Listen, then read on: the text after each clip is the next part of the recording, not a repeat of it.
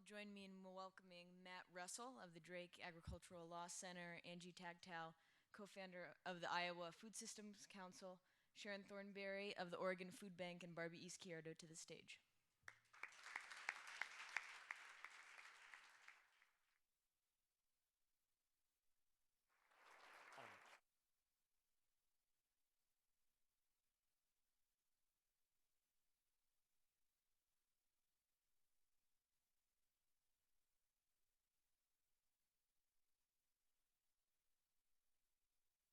On? Can people hear me? All right. What a powerful, powerful film.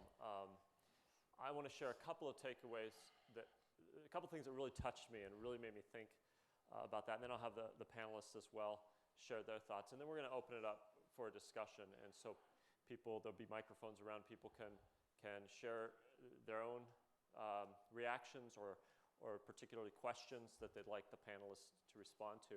The first thing that really stuck out for me was the beautiful, beautiful opening. And I just thought, what an incredible country. I love my country so much. The landscape, the beauty, the people, the communities. What an awesome place to live and be a part of.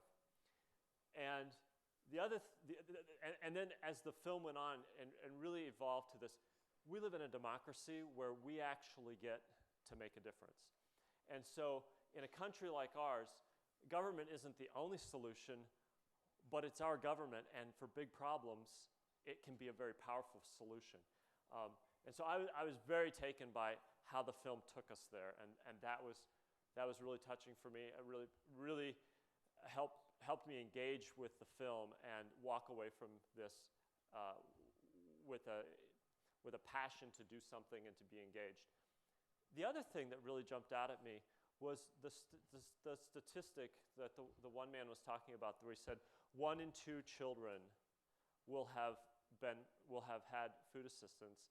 And I'm not kidding you. I watched this last week in preparation, and I thought, what? That seemed, and it hit me. I'm going to ask people here to raise their hand in just a second. But before I ask you to do that, I realize I'm one of those people. That in the 1980s, I was on free lunch. That my family farm, that when the bank failed in '85 and the superintendent of the school actually went to families and said, we need you to sign up. So he really shifted it so that it became, he invited families in my little town in Anita, Iowa, to sign up for free lunch because it helped the school. And so my parents wouldn't have signed us up, but we qualified, and with that framing, and so many other families did the same. I wasn't the only one with the yellow ticket. And I realized I'm one of those kids. I lived in a family that had food assistance. And so I just throw it out there. Anybody here who has a family member who's at some time in their life been on food assistance, how many of us are there? So, in fact, that statistic isn't so outlandish. With that, I want to turn it over to the panel and just invite them to take a few minutes and share what this experience, for you being in the film, for us watching the film, what does this evoke? What would you like to share? And then we'll open it up for questions. Sure. So I was not in the film. You've probably already noticed that. There's actually a book called Plays at the Table. Looks just like the cover on the screen that you saw at first. And there are chapters by a lot of people that you saw in the film: Jeff Bridges, Marion Nessel, Jan Poppendiek, David Beckman, Andy Fisher. There are a lot of people that have worked in food systems, and I was invited to contribute one of those chapters. It actually begins with me telling the story of being born in Maxwell, Iowa, to a family farm. So my story begins right here. And being involved with this film, I'm also on the board of Bread for the World, which is probably how I got the invitation, and people knew to ask me to write what I did. But being involved with the film has been quite an experience, because I've done several of these panels. I've answered lots of questions. But the number one thing is that I would echo out of that film is what Mariana Chilton said more than once. We will never solve the problem of hunger in this country through the emergency feeding system, through food banking. It's got to be policy. And it can't be just, it's public policy, but it also has to be corporate policy. And as I was sitting there and thinking about how this relates to Iowa and to farming, when my parents lost their farm in around 1959, 1960 in Maxwell, and we started to move from farm to farm. One of the things as a hired hand that was expected, and it wasn't expected by us, it was expected by the community, that we would have a decent house to live in, and we'd have a place to raise a garden. That was part of being a farmhand. Now, that wasn't corporate responsibility, that was community responsibility. You had people that worked in farming, they would always have something to eat, and they'd have a roof over their heads. We don't have that anymore. We don't do that for the people that produce our food, and employers aren't responsible to the community for the quality of life of their employees. And some people would say to you, well, they can't, they wouldn't make a profit, but what is profit? So I think we have to think about, it's going to take a rethinking of public policy and business policy and corporate policy to carry us forward and to solve this problem.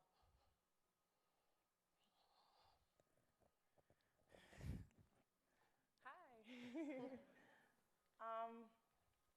So I want to start off by saying thank you for watching the film. And I always say this, I swear that each time it's just going to get easier and I'm not going to cry, but I always cry. There's a lot of things that I can say, but I think that one of the most important things I can say is something that I witnessed this past weekend. It doesn't really have much to do with the film, but it does have to do with the SNAP program and just what we can be facing as a society. I moved back to Philadelphia on Friday. I was living in Lancaster, and I had to go food shopping. So, I had to go right back to the neighborhood where the movie was filmed. And as soon as I walked into the supermarket, one of the associates was by the door and asked me if I had an access card, the EBT cards, and I replied no, and just continued to go shopping. For some reason, the supermarket was really, really empty. And I just figured, well, it's the weekend, maybe people just go during the day. I haven't been in Philadelphia for about a year, so I continued my shopping, and there were about 3 families that stood out to me, but it was just because the amount of kids that was with them while they were grocery shopping. One of them, I believe, was a grandmother, I think. I hope, I'm not judging, but there were about 6 children with her. They had to be between like 15 and all the way down to one that was in a stroller, so maybe about 1.5, 2 years old probably. There was a father with 2 teenage daughters, and there was a mother with 3 little babies. Like, you can tell that they weren't too far apart in age. And I remember these 3 families specifically because they were in front of me when I went to go pay. So I was really annoyed, but it's just because they had these big, huge shopping carts, and they're getting all this stuff, and I just wanted to get my stuff and leave after moving and going through all of that of taking my stuff from Lancaster to Philly. And one of the families had 2 grocery carts full. The other 2 just had 1 each. And they go to pay for their groceries, and one by one, they were told that they couldn't pay for it. And I'm listening in, trying not to be rude, and I realized it was all because they were SNAP recipients. This past weekend, there was a computer glitch, and all of the EBT machines were shut down. And I can tell you about the political sense, but I'm the type of person that I always relate to everything personally. So I'd rather give you something that you can take away that isn't about statistics, that is more so about families such as my own, that with these budget cuts, we can all be facing. I watched all of these children, this mother, this father, and this grandmother have to tell these children that they didn't know what to do. I've never in my life witnessed so much food having to be put back at one time. Each one of those 3 families with all of those kids put together had to walk out of that grocery store with absolutely nothing at all. And here I am standing in line behind them, swearing that I'm a representative of their voice, and thinking that for the past 5 years, I've been doing something that is going to make substantial changes to society so that we don't have to face this. And after 5 years of doing so, it's right in my face. And I didn't know what to do. I'm not on public assistance right now. I'm not even working right now. But I had the money to buy my groceries. So then I thought, do I give them something? How do I fix this problem? And I knew I was coming here, and I know that I have 2 more events that I have to go to after this. And I said, unfortunately, honestly, I can't afford to help them in that way. I couldn't give them from what my children were going to eat because, as you saw in the film, I've already done that.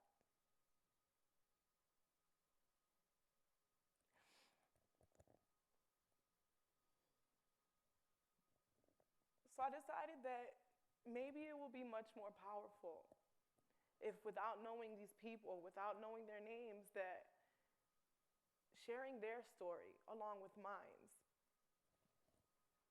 could probably help society even more. And that, as Jeff Bridges said, maybe because the problem is growing, it'll be a part of the solution. But then how do you explain that to those families that had to walk out with nothing?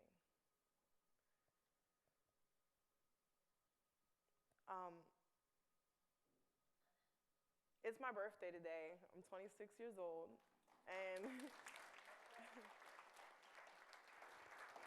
out of all of the birthdays that I've ever had, all of the parties, all of the crazy young, those years that you never want to talk about,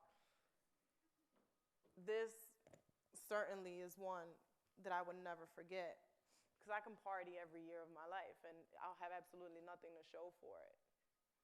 But today, I'm here for a cause. And looking back, I'm always going to remember this. I'm always going to remember the faces that I saw. I'm always going to remember talking about these families. And hopefully in the future, I'll be able to say I spent my birthday doing something that changed the world.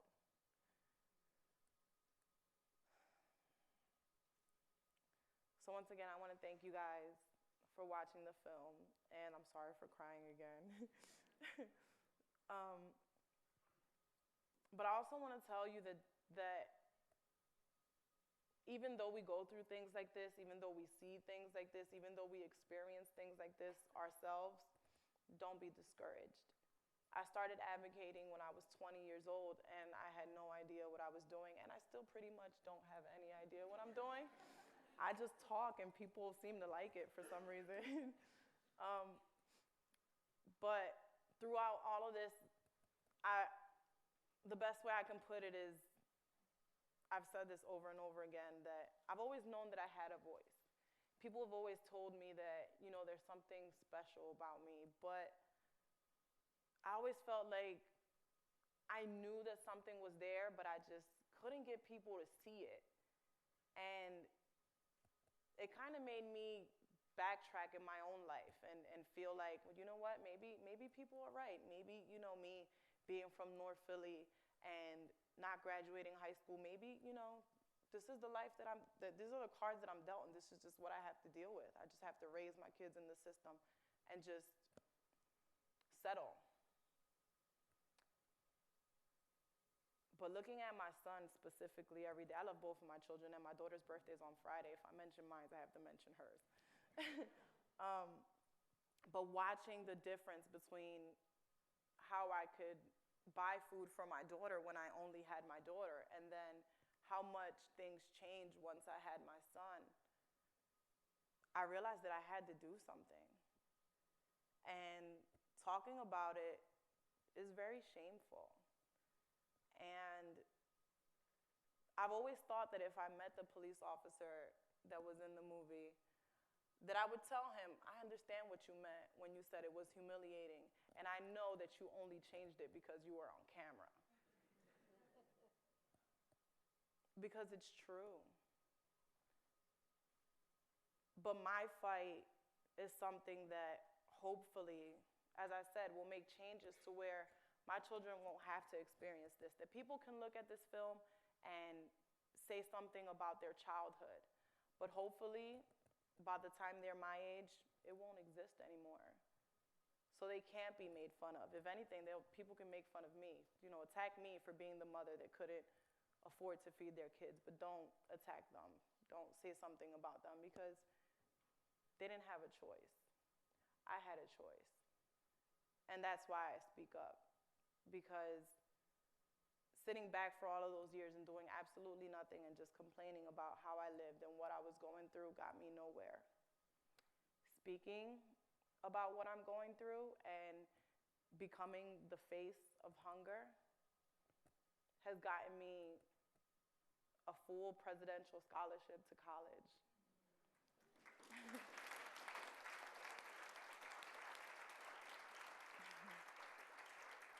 I was actually upstairs earlier doing my math midterm before all of this, and trying to balance school and kids and traveling, and I wouldn't have it any other way. So, thanks for listening.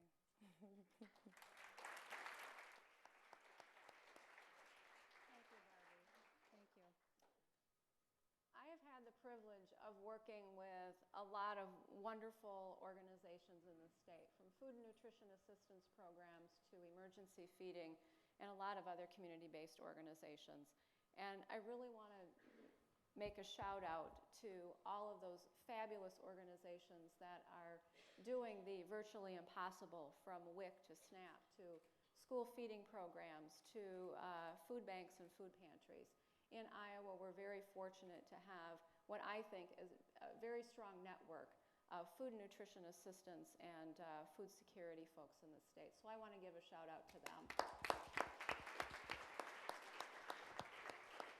My first point that I want to make is I think we all have to agree that this discussion is beyond just putting food on the plate.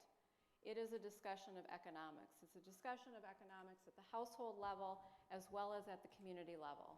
And that in order to really make an impact on food insecurity and hunger in the state, we have to address the economic issues at an individual household and community level. Okay? I think that was emphasized in the film. But I also want to bring forth perhaps a broader perspective of food access in the state. And as Sharon said, bring more of a systems perspective to this discussion. Because I don't think if we don't go beyond just trying to feed the food insecure folks in the state, we're not going to get at some of the other entrenched issues around food and agriculture. The paradox that exists in the state is that here in Iowa, and how many of you are not from Iowa? So quite a few. Here in Iowa, we dedicate 30 million acres to agriculture. That's 86% of our landscape. And so over the last 10 to 15 years or so, as we have seen increase in yields on our farmlands, we've also seen an increase in the number of individuals that are food insecure and hungry in the state. And so here we are literally in the heart of America's breadbasket. But we have a growing number of individuals, and especially families, households with children, who do not know where their next meal is going to come from. To me, that is not only unacceptable, but just unethical for the state of Iowa, being a leader in agriculture, to not be able to feed the people in this state. But again, it's not an issue of production, as the film said, as Raj Patel said. It's an issue of distribution, it's an issue of power, and it's an issue of economics. And so when we talk about food access in this state, we need to look at agricultural policy. And we know that there's a disconnect between agricultural policy, food policy, and nutrition policy. And so with economic security comes food security. With food security comes nutrition security. And so we need to broaden these conversations. We need to have more critical conversations about what's really happening on our landscape and look at what are the various socio-ecological strategies for really improving access to healthful foods for all Iowans in the state. Lastly, I want to also mention that when we look at nutrition security in the state, we're really talking about being able to provide appropriate foods to all Iowans in order for them to thrive. It's one thing to provide them with food just to assure that their stomachs don't grumble, if you will. But we really need to be looking at the quality of the food that is provided to all Iowans, not just low income, but the quality of food that's provided to all of us.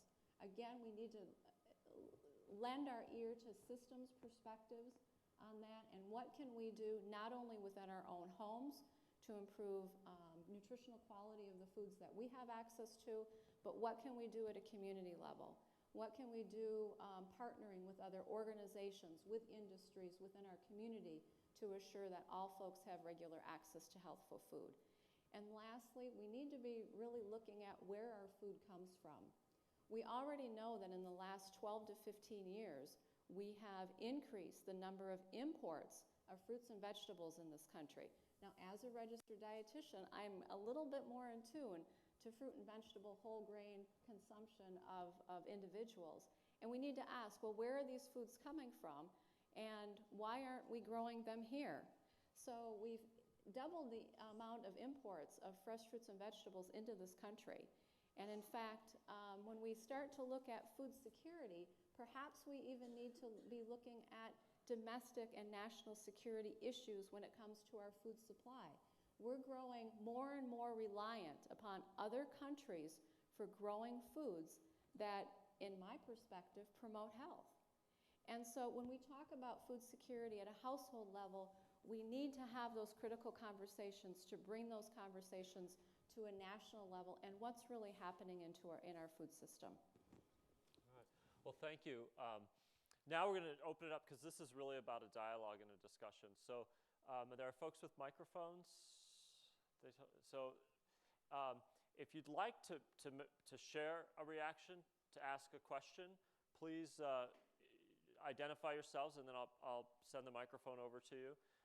And then Sharon and Angie and Barbie will all have a chance to respond to any questions or comments that you guys make. So if you could keep your comments as brief, as concise as you can, so that we can get as many of them as possible.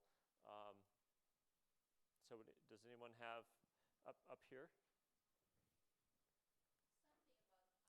Just a second. Let's go ahead and have you. It's something about policy and foods.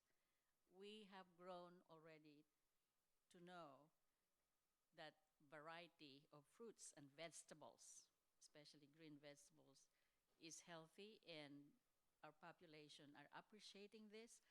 Our supermarkets have a variety of fruits coming from other countries because they are indigenously raised there. Is there a chance where the immigration can look at this, that people who come home from their home countries but are U.S. citizens, they want to bring seeds that they would like to plant in their backyard, but you cannot bring seeds because it's prohibited by the agriculture or the immigration. It's something just like that. From my perception, I wonder, can something be done with that? Some people hide the seeds and they are successful. That's why you see some foreign fruits that are raised in the tropics, which can thrive here, like in California. That's why it's there. like mangoes. We don't have mango plantation here. We cannot bring the seeds. So that's from up in government thing, in the immigration, agriculture, and all that. Thank you. Did anyone want to take that question? Okay. Quick response to that. I can't speak to customs issues. That's beyond my level of expertise. But I do want to talk about biodiversity. And when we talk about being able to nourish, especially well-nourish our kids, we need to make sure that they have a diverse diet. Back to the My Plate discussion earlier today, mapping our agricultural system to My Plate, we've got a lot of disconnects there. But when it comes to seed supply, that again opens up a whole new conversation that needs more exploration. In order to support a diverse food supply, we need to look at the diversity of our seed stock, right? And we need to look at the diversity of table foods specifically in order to parallel what we're promoting for a well-balanced, healthy diet. We need to align our agricultural system to be able to meet that. And right now in this country, we're not able to do that very well. And in fact, and it comes back to seeds. Seeds are part of that conversation. And fortunately, there are organizations in the country as well as in Iowa that are really promoting saving heirloom seeds, increasing the biodiversity of that seed stock, and being able to distribute them widely so that the heirloom varieties can be maintained. When it comes to agriculture and being able to dissect what's happening in agriculture, a study was done several years ago that actually looked at what would it take for U.S. agriculture to really meet the minimal nutrition needs of the U.S. population using, at that time, the My Pyramid. And what they found was that in order to meet those needs, U.S. agriculture would need to bump up production of fruits and vegetables by 13 million acres. Sounds like a lot, right? But what did I just say earlier about the number of acres that are dedicated to agriculture just in Iowa? We've got 30 million. So again, we've got a disconnect between agriculture policy and nutrition policy, and it takes public policy to create more alignment between the two. All right. Yes, down here and then right there. Thank you. One thing, the film was excellent, by the way, but it talked about something that our country is the wealthiest country in the world. But I don't think a lot of people understand what that means. We talk about the national debt being $16 trillion. And people say, well, that's a huge amount of money. But when we say that our country is the wealthiest country in the world, if you were to put a value to that, anybody have an idea what that number is?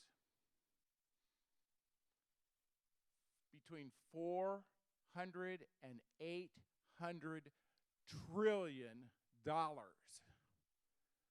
So when you talk about the fact you were ashamed, the real truth is the shame is with our government and our policies that allow poverty and unemployment as well as wage disparity when we have a country that's worth between 400 and 800 trillion dollars. There is no excuse. That's the numbers. So I just want to make that point. All right. I think it's important that people know it. Okay. Do you want to respond? Okay. The woman right here in the middle, right there. Thank you. I just wanted to ask Barbie a question. Would a higher minimum wage have made a big difference to you at the time when you were looking at, trying to feed your kids, but you didn't qualify for food stamps? At the time, I wasn't getting paid minimum wage, and that was the problem. I was making $9 an hour. I believe minimum wage was about $7.25 or so at that time. So because I was getting paid more than minimum wage and I was working full time, that's what disqualified me to receive any other assistance, because to them, I was making more than what someone on minimum wage would be making. Not a living wage. This is the thing I can't understand. Yeah. Why doesn't everybody deserve to have a living wage? People work hard. People aren't scrounging like the politicians say. They're working. But for $7 an hour, $9 an hour? So, yeah, Sharon, go ahead. Comment on that. I live in Oregon, and our minimum wage is approaching right around $9 an hour. But the problem is that living wage is almost twice what our minimum wage is. And we've always had, I mean, in 1998, when I spoke at the National Hunger Summit, I think our living wage for a family of four was about $16 an hour. So when you start to talk about living wage, and that has to do with our poverty measures and the fact that our poverty measures are so antiquated. The way we measure poverty comes from a formula that was put together in 1959. And it said that families would use, somebody help me with this, it was a quarter for food, a quarter for or a third for food, a third for housing, and a third for everything else. We've never changed that formula. We have so many other expenses. And at the time that formula was put together, a family of four could live on one minimum wage job. You can't come close. And you have so many expenses. That formula said everything else included medical. And of course, nobody had child care because women didn't work. So those things weren't included in the formula. And we're still using that formula today. They go out and they do the food basket survey and they come up with the cost of food and they multiply it times 3. That doesn't, it's just unrealistic. And why don't we want to change it? If we changed it, it would be, the number would be astronomical. Now, the way some states have addressed that, and I don't know about Iowa, but in Oregon, we actually use 185% of poverty, not 130% of poverty for our food stamp, for our SNAP level. So people are qualified to a higher level. And then we have some higher levels, like, for example, for our food bank, we use 200% of poverty for a lot of our programs, and in some cases higher than that. And there are states on the East Coast that are using 300% of poverty for some of their programs. So the way we measure poverty is so unrealistic that it's hard for anyone to understand why we're failing. Because when you hear poverty and you live above poverty, you must be okay, but that's not true. It's totally different from what living wage is. Young man there in the blue shirt, if you want to raise your hand and so he knows. There you go. How should urban and rural hunger be addressed differently? That's just my question. Okay, I'll try that one. What I do in Oregon, I'm a community food systems manager for the Oregon Food Bank. So Oregon Food Bank's we were the first food bank in the country to have a public policy department, and that started back in the early 90s. And now we do what we call community food systems work, and so we're systematically doing food assessments, grassroots community food assessments of all of our rural counties. We're doing community organizing around food systems. And we're networking all of the organizations that are forming, the grassroots organizations that are forming around the state so that they can work together. And now we've brought funders on to work with this. I don't think that it's that different. It's how you think about grassroots versus urban, rural versus urban. But rural communities have an opportunity to find their own solutions, even more than urban communities do, because urban communities have so many forces in terms of regulation and so on that they have to fight a little harder as a low-income community or as a community. But when we talk to rural communities, the other thing is we're not just looking at the person that's low income that doesn't have food in that community. We're saying it's an entire community solution. We work in rural communities, or I work in rural communities where it's 100 miles to the closest grocery store. These folks are ranches. They're producing huge amounts of cattle that go out of there by truck. They produce all kinds of other food, and they cannot eat anything of what they produce in their own community because they don't have a USDA slaughter facility within reach to even slaughter that. I mean, and they've not had a school food, one of the communities has not had a school food lunch program. But the rural communities, I think we have to take a grassroots community organizing approach, and we're starting to work on that. And in terms of urban, I would suggest that everyone pick up a book called The Stop by a gentleman named Nick Saul.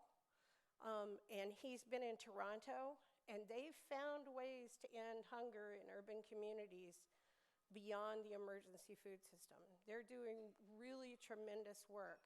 And so the work that they're doing in terms of community building and bridging, and once again, the same thing that we're doing, they're bridging the divide between the have communities and the have not communities and bringing them together to build food security, not just trying to concentrate on where we tend to go is to fix low-income people because there must be something wrong with them. That's not true. They have skills and assets, and rural communities do too. And I often hear people say, well, we should just forget the rural communities. That's not where I'm at. Where we're at is saying that we want to find what the opportunities are and what the assets are, and let's build on those, and let's rebuild food security in those communities.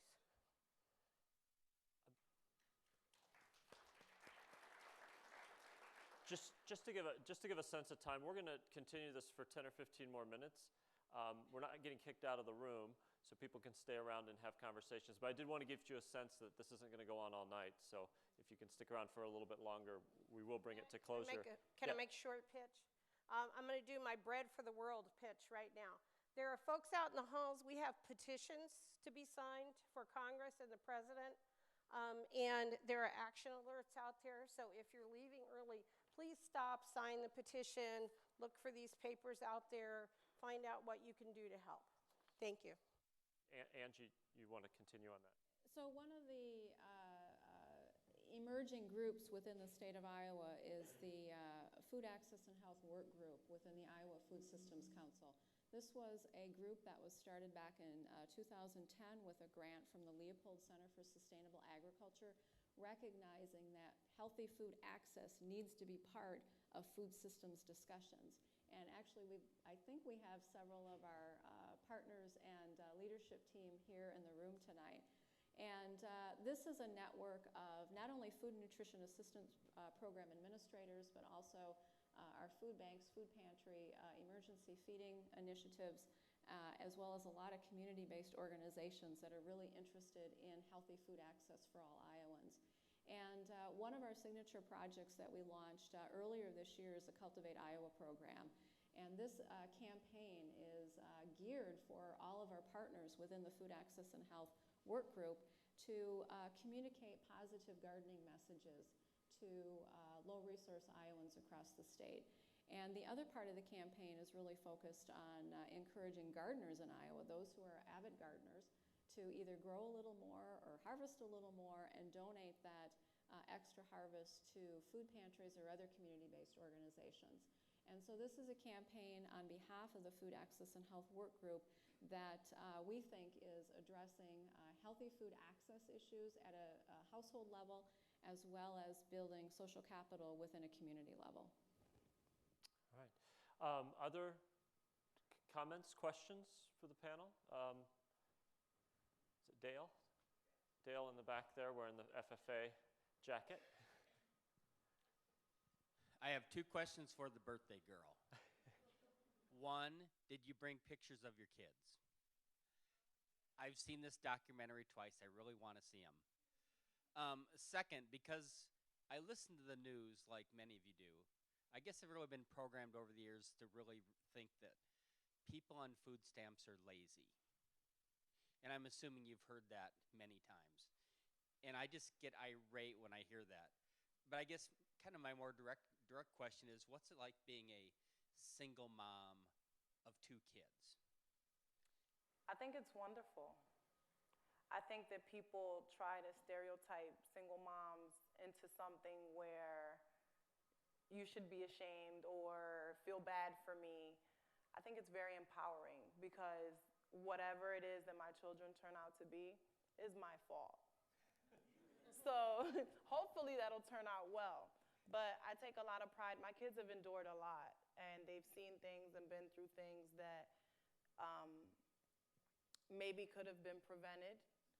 But everything that I've gone through or that they've gone through is going to shape them into the people that they're going to be. And I learned a long time ago that for a lot of years in my life, I victimized myself. And it was just, oh, this isn't fair. Why me? Everything always happens to me. And I was saying that yesterday as I was stranded in the airport. But I feel like it sounds kind of cliche, but things do get greater later. Like, the more things you go through, it's just preparing you for blessings that are to come.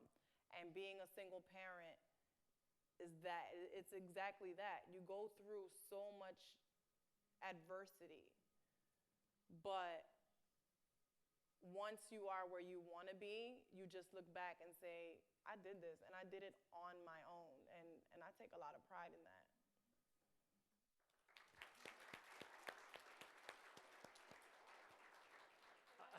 Yeah, go ahead, Sharon. So if you read the book, you'll find out that my story is not unlike Barbie's, except it happened in rural America. And my kids are now 35 and 39, and I have 7 grandchildren. And there's 2 things I would tell you, and in my work over the last 28 years in community action and food banking, poverty is hard work. Being hungry is hard work. Nobody should ever think that a person who is going to the food pantry, is trying to figure out how to piece all these services together, they should never think that they're lazy, because you will starve to death if you're lazy. You just won't find the food. But I would agree with Barbie. It's wonderful to be a parent, and now I've seen my kids grow up and they're doing well, and my daughter's in school again and looking at owning a local business, and my son's selling luxury motorhomes, and but there were days, just like with Barbie, where I did not know what I was going to feed them. And the first time I saw a food pantry, that was exactly what it was. I saw it because I went to apply for food stamps, and they were very proud of their new food pantry, and this was in Humble, Texas, but they didn't have the key to it. And that was at the time where you couldn't, and in many states now you don't get food stamps immediately. So it was 3 days before I was going to have any food.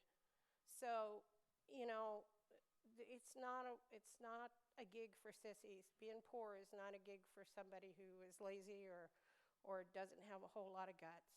So no one should ever think that.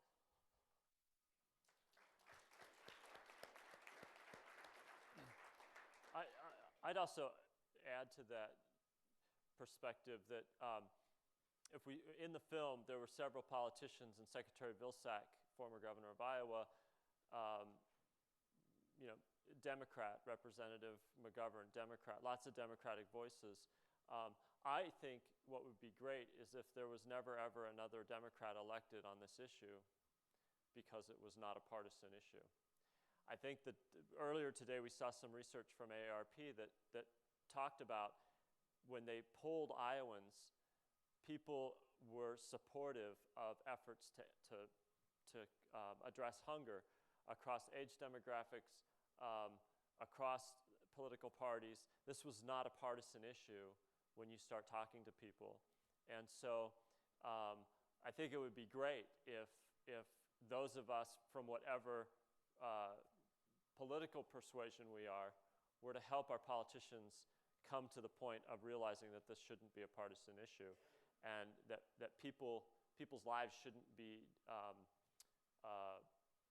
don't want to say demonized, but parodied almost to make a political point.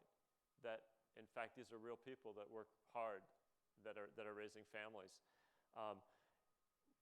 another point that was really touching to me was when you went from being on public assistance to having a job and the public assistance went away. That was a cost to all of us. That if that public assistance had stayed in place so that you could build on that foundation, what a difference that would have made or could have made. So communicating that to our elected officials, regardless of what party they're in, can be really powerful and helpful. Instead of taking away that assistance, allowing people to keep that assistance so they can build on it. Any other comments? Okay, yeah. Lynn, and then the woman behind him there. You just touched on federal policy, which I wanted you to discuss since it was such a big part of the movie. Since this was made, tell me I'm wrong, since this has been made, it seems like we've done nothing but take a step back in the sense of addressing some of these issues with the farm bill's going nowhere, apparently. There's efforts both to cut SNAP as well as split off the nutrition programs from the rest of the farm bill. So are there any, in your eyes, progress being made or reasons to be hopeful that some of these issues are being addressed? Any of you want to jump in on that? Your voices need to be heard. You need to be calling, and you need to get everybody that you know, wherever they live, to make a phone call to say this is wrong. Because $40 billion out of the SNAP program over the next 10 years is going to devastate people in this country, when we should actually be going the other direction. There should be no cliff for people who get a job and then fall off the program and have to go hungry while they're trying to get on their feet, because you don't miraculously have enough money to get by just because you got a job yesterday. It doesn't work that way. So, that's what our petitions are about outside. That's what Bread for the World's working on. And you will hear from the people who are proposing these cuts that this is what their constituents want. And they need to hear this is not really what their constituents want. What hasn't been in the media about the proposed $40 billion cut to SNAP is that ripple effect. The focus is on low-resource individuals and families, but there hasn't been a lot of attention to what that's going to do to retail and what that's going to do to communities. And so if we pull $40 billion out of the SNAP program over the next 10 years, not only is that $40 billion worth of food not going to be served on the table, but that's $40 billion of food that's not going to be purchased at grocery stores or other retail locations. So not only is that pulling, pardon the pun, food off the table of low-resource Iowans, but it's also pulling the economic piece out of retail as well as farmers. And the percentage of $40 billion that actually goes to SNAP EBT for farmers markets, it's still significant. So farmers are going to lose out as well. And that's where another, as Sharon said, we need to speak up. This is going to impact our retailers, and it's going to impact our farmers directly. With my experience, one of the best things that I do, in my personal opinion, as a hunger advocate, is go to the Hill. I've spoken at the White House, and I love meeting these senators and these people who sign, that are so important to our legislative decisions. I love looking them in the eye and giving them my story and crying in their face and showing them the pictures of my kids and then telling them, let's trade places. Or look me in the eye and tell me that I'm not worthy of food. Because they're making these decisions, but they don't really get to meet the people behind, the faces behind the decisions that they're making. So I think personally my mission is to raise awareness, because I feel like if I motivate others to do the same, it's going to get harder and harder and harder to keep turning down so many people that are fighting for the same thing. I don't like to really talk a lot about the government, but I feel like at times they're this big bully. And it's funny how, I relate everything to my kids. My kids now have to sign an anti-bullying pledge when they go to school. And it's just like, what about the government?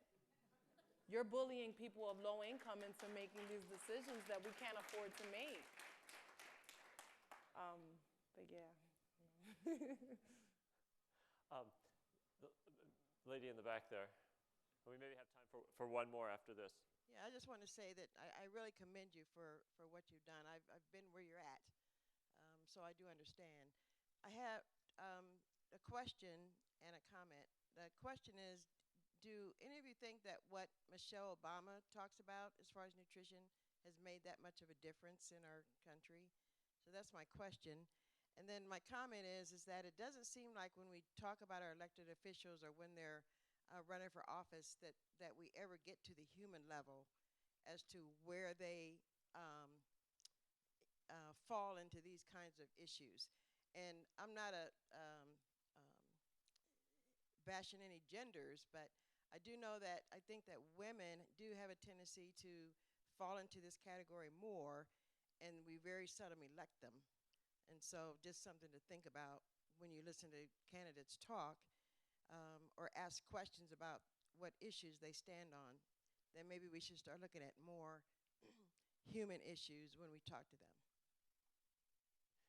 Did you guys want to respond to her first question? So I think that the Let's Move campaign and the garden, especially around garden, has been a huge boon to garden funding in this country and actually getting gardens back into communities. It's been extremely helpful. It's encouraged other funders to help. It's encouraged local governments to actually give space to have gardens. It's certainly motivated schools across this country to become involved and school boards to decide to spend some money on this or allocate resources. There are places where curriculums have totally changed. So I think it will impact the health of our children in the future and how we think about food, how they think about food as they go forward. But the key is going to be does the momentum stay behind it when this administration leaves the White House? What happens? Have we built enough momentum to keep that going? You look back at history, it's fascinating to look at the Victory Garden history of World War I and World War II. And then when World War II was over, we were literally told by the food manufacturers that we didn't need that anymore and it could go away. So are we going to stick with this? That's the question. Are we gonna stay the course on a good food movement when it's not led by the First Lady? Some of the aspects within the Healthy Hunger-Free Kids Act were influenced by the First Lady. Another initiative that's happening in Washington, D.C. was the advent of Partnership for a Healthier America, which is partnering with the Office of the First Lady in working with companies in making a difference in the products and services that they provide to the public. And they're making some institutional changes, things that we're looking at policy, system, and environmental changes. And so this organization in Washington, D.C., in fact, a fellow Iowan, Susan Roberts, is working with them right now. They're working directly with industry in making these institutional changes. And so the First Lady has had influence on that, too.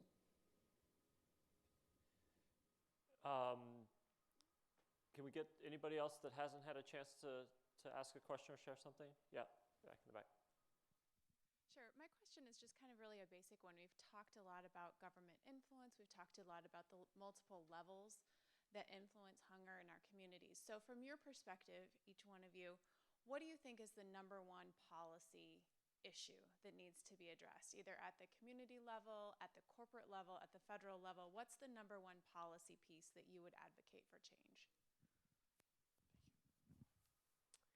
Well, right now, today, is we have to reopen the government and raise the debt ceiling. I mean, because we haven't seen hunger in this country like we're going to see it if veterans checks and Social Security checks do not come next month. That's just, it's the bottom line. It's going to put a whole lot of people in huge question. The other thing is I guess, number one policy. We need to have a policy that says Americans come first.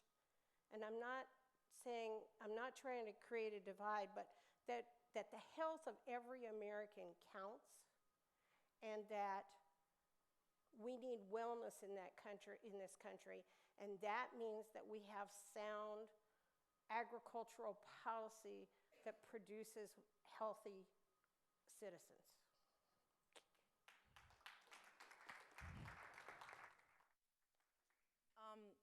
Again, I can only speak from personal experience, so I would say what's most important to me is protecting the programs like SNAP and like WIC, because I was one of those families that without that income, I wouldn't have had anything. And I saw that again this weekend, and it really did scare me. And to an extent, I feel like I know what the government feels like. You hear about these things, but you don't really experiencing it. So me seeing it firsthand kind of grounded me and brought me back to that. And I think that if we don't stick up for these programs, who's going to? At the end of the day, they're just going to keep taking money from the people who they don't have to see every day. So I think one of the most important policies to protect is, once again, the SNAP, the WIC programs, the Farm Bill, and things of that nature. Betsy, I'm going to cop out on your question a little bit. And working on food policy for many years now, we produced a report called Cultivating Resilience, a blueprint for advancing the health of Iowans, farms, and communities. And within that blueprint, we list many, many policy recommendations that can be implemented at a local, a municipal, county, and a state level. And with that packaged approach of policies, we think that we could actually establish a healthy, sustainable, and resilient food system for the state of Iowa. Well, with that, I think we're going to end this discussion. I know people have to eat, celebrate birthdays. I don't think bread for the world. If you want to just give people direction.